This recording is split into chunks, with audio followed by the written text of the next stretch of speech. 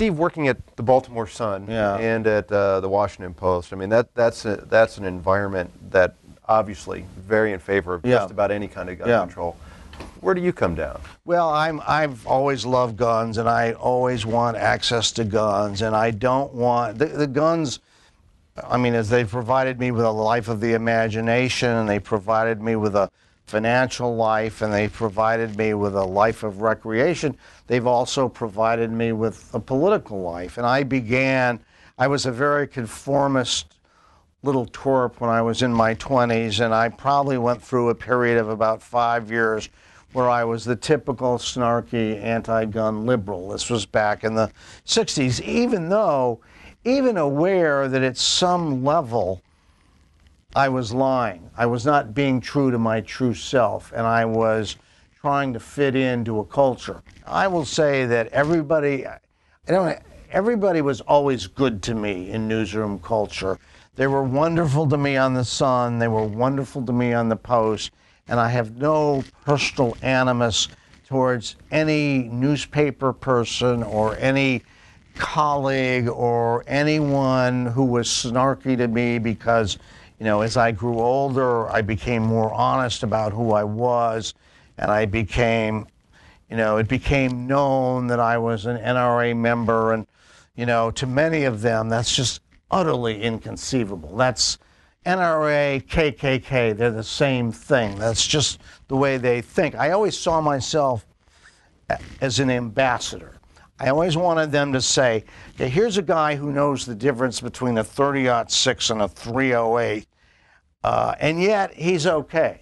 You know, he's a decent guy, he works like a dog, he contributes to the paper, he's funny, he's ironic, he shares our sense of humor, he shares our sense of this or that. I never wanted to be an unpleasant proselytizer.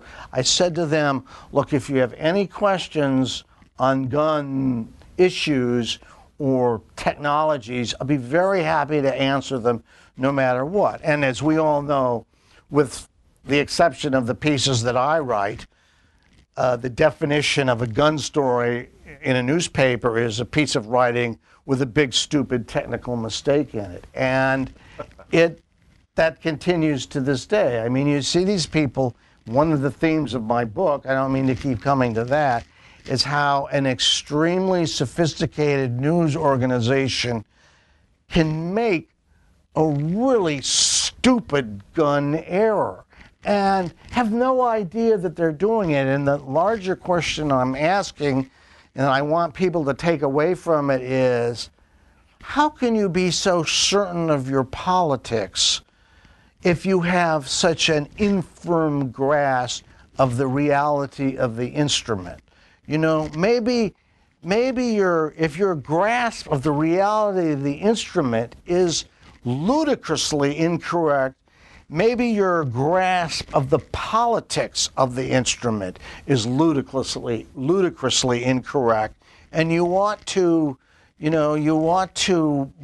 re-examine it. Re-examine both issues. Don't mix a Remington up with a Winchester, and don't tell me that banning .223 is going to save lives. You know, I'm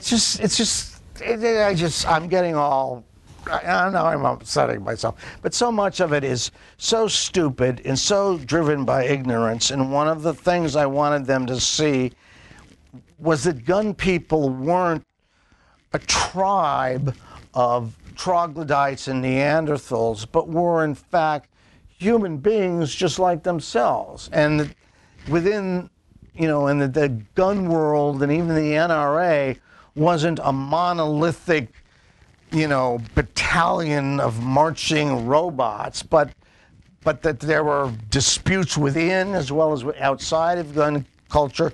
There were politics and cliques, there were personalities, and it wasn't that gun culture wasn't different than the world, but that gun culture was the world. You know, it's the world. It's normal people, it's people who are too passionate, it's people who aren't passionate enough.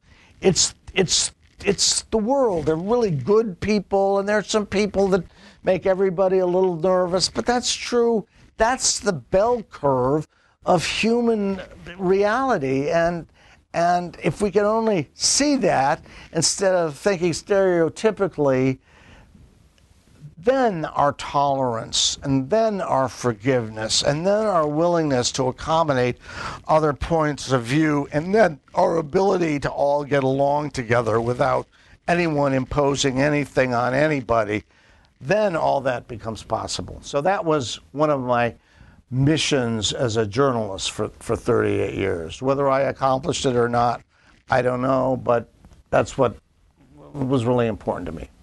Oh, it's funny, when you get used to the editorial pages of the Post and the Times, then you'd get the nugget of the Hunter story about guns, where there was the National Firearms Museum opening, or what I thought was probably the best article written anywhere by anyone on when the New Haven plant in Winchester closed. I mean, that was as in terms of catching the ethos, the spirit of what was lost. Yeah.